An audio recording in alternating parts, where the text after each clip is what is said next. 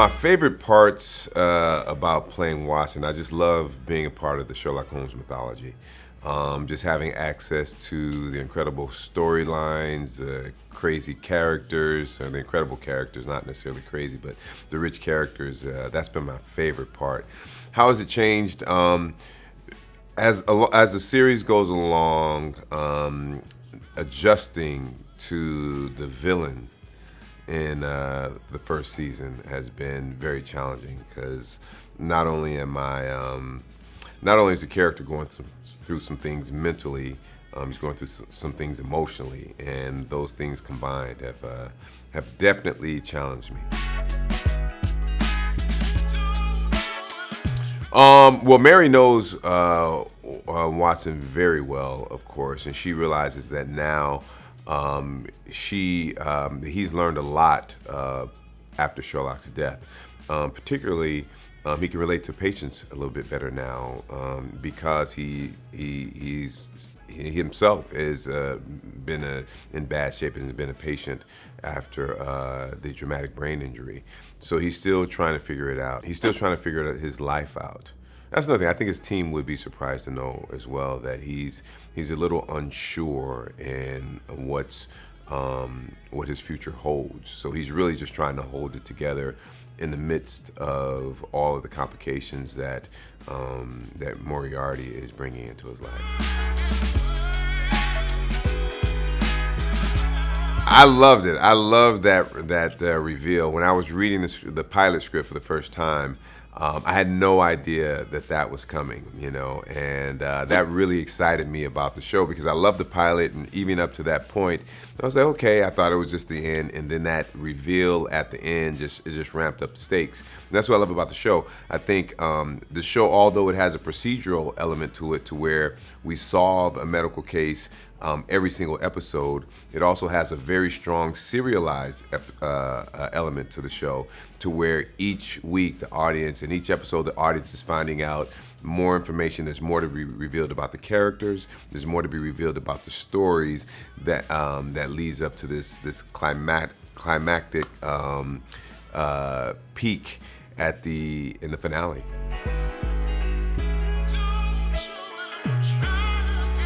Watson is very much so learning how to deal with the betrayal for what he knows. In the pilot, he doesn't really know that he is being betrayed. What I'm excited for the audience to see is the degree in which he's portrayed throughout the course of the season. In addition to that, the depth of the betrayal is going to be something for the audience to see, and he really has to deal with that. And when he finds out about it, if he finds out about it, how does he handle it? And I mean, is that the only person that's betraying him on the show? For Watson, it's a great opportunity to match wits with the only person that's really gotten the best of Sherlock. In addition to that, Watson definitely, to a large degree, wants to avenge the death of his best friend. I don't know if he ever get to do that, but I know that's what he wants, and that drives him as well. Working with Randall Park, Randall was great. Actually, Randall was so good he was kind of scary. Because he's such a nice guy. You have such conversations with him. And then, he's this villainous character, and the audience will see so many colors and nuances that Randall has to this villainous role. He's really scary. I mean, I like Randall as a guy, but as Moriarty, he's a really scary guy. So for them to say cut, and then for us to have these conversations about him running marathons and family and all of that stuff, and then for them to say action, and then him to give me these crazy eyes, these crazy smirks, and this villainous behavior, it's very scary. Sherlock is very prevalent in the show, just in terms of the influence of us being, so we're doctors and we solve cases inside the hospital, and we're also detectives because we go get information and gather information outside the hospital. So we're detectives. Sherlock is a huge influence on that. This is why we do have the clinic for medical mysteries, but Watson makes the point that Sherlock is not forgotten. That Sherlock had made such an impact on his life that he's constantly driving the point home, and a lot of things that he says has come from Sherlock's influence.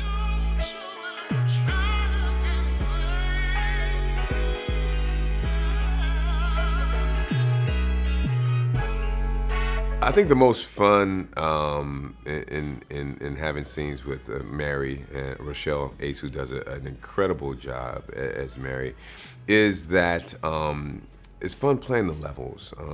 Sometimes Watson knows what he did was something that he can't take back, and he's really remorseful for his behavior and following Sherlock. But there's still and Mary's very hard, and she doesn't want to let him in. So the fun is trying to get her to crack, trying to get her to loosen up a little bit when it comes to Watson and actually what he did with their marriage. And there are going to be a few things that are revealed about the relationship later later on in the season. There are going to be some things that are revealed that I think will shock the audience.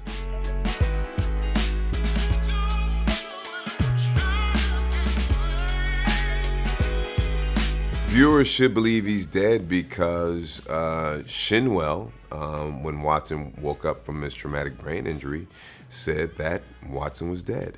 Why shouldn't the audience believe that Sherlock is dead? Because Shinwell, who we saw in the first episode, has a tendency to possibly not be trusted, said that he was dead. So, and we haven't seen a body. So because we haven't seen a body, and because Shinwell said it, we'll see if he's actually dead.